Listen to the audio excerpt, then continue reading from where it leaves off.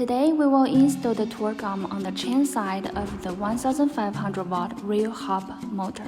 First, remove the axle nut on the side where the torque arm needs to be installed. Second, bolt the two pieces of the torque arm together.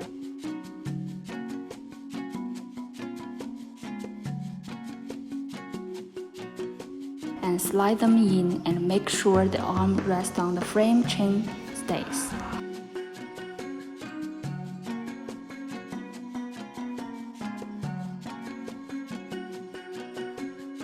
And then put the C-shaped washer on, install and tighten the axle nut.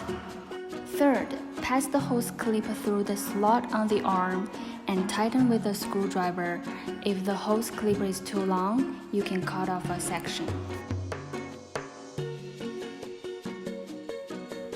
The function of the torque arm is to prevent damage of the frame from the motor running, cause it will spread torque from the axle to the rest of the frame.